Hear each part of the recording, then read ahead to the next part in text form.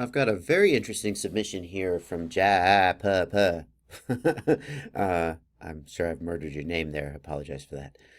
Very interesting submission here. This is not a tuning request, but this is a submission of the Luminaire Lux flight controller with the rubber rings to dampen out the vibrations. And I have done some posts looking at my Lux flight controller, which I hard mounted because I wanted to do kind of an apples to apples comparison of what it was like relative to other flight controllers, which are typically hard mounted.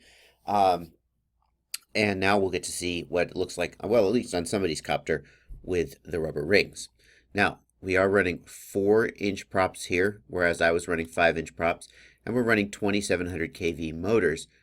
So that together means that we're going to have a different noise profile. If I were to run maybe I'll do that. If I were to run a spectral analysis on this file, we would see a very different result than what I put in my video, if only because of these things. Nevertheless, it'll be an interesting perspective, and I'm really looking forward to seeing it.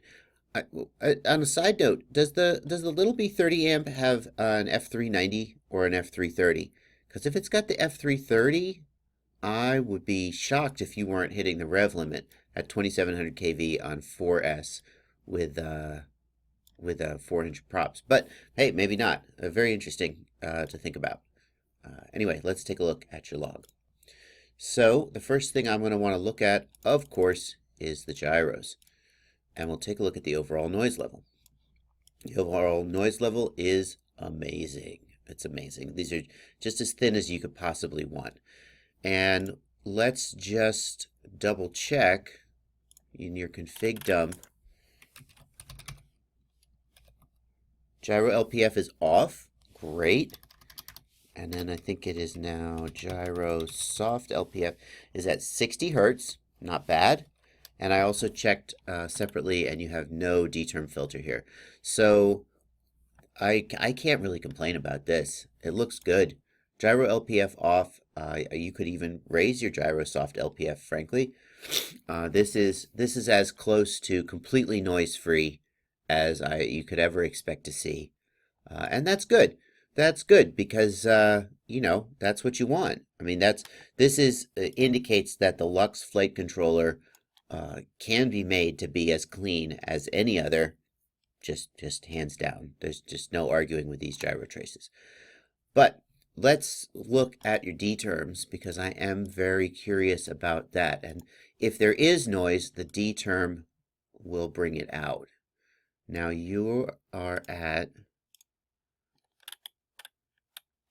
let's find you're in rewrite.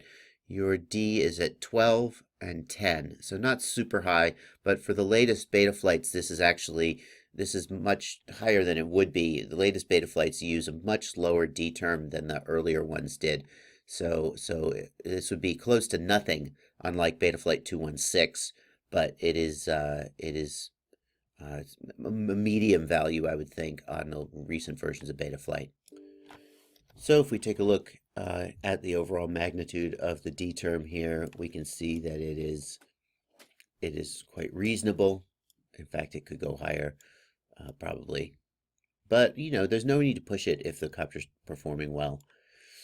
At high throttle here, I'm kind of amazed, frankly, at the lack of activity on the P term here at high throttle. Let's take a look at your other axes. If roll is clean, pitch is probably going to be clean. Super clean. And yaw. Yeah, so, it feels like all of your P gains could come up. Not that you really asked for tuning advice, but if it was me, I would probably want to push those up a little bit. But hey, so the takeaway from this, and I think the reason you submitted this, by the way, I haven't shown your video because at the end of the day, we know the Lux can fly and can make good video. The question is just like what nth percent of tuning can we get out of it? So, I mean, I watched the video, I enjoyed the video, but I didn't bother like bringing it in here and syncing it up because I really wanted to focus on the traces. So I do want to let you know I didn't just ignore the fact that you submitted the video. I just wanted to focus on the traces. And I think when we see here, tells us, so if we really want to do an A/B comparison, then we would want to see the exact same copter without the rubber bumpers, right? And see what the difference was. And that's a test that I sort of have on the back of my back burner to do with my QAV, but I just haven't gotten around to it because, I feel like I came to the conclusion I needed to come to.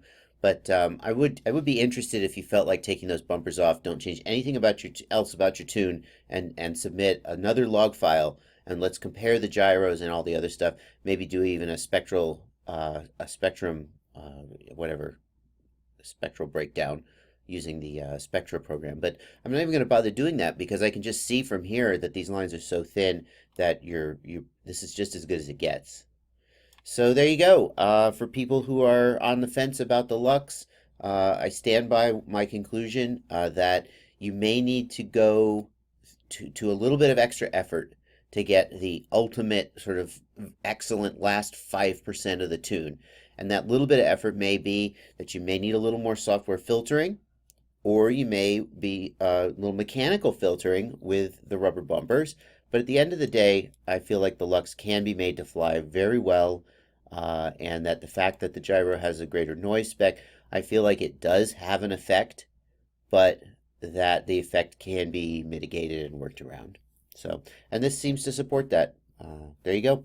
Hope that was helpful. Happy flying, and thank you very much for contributing to the body of knowledge here and kind of doing my research work for me. Thank you. Bye bye, everybody.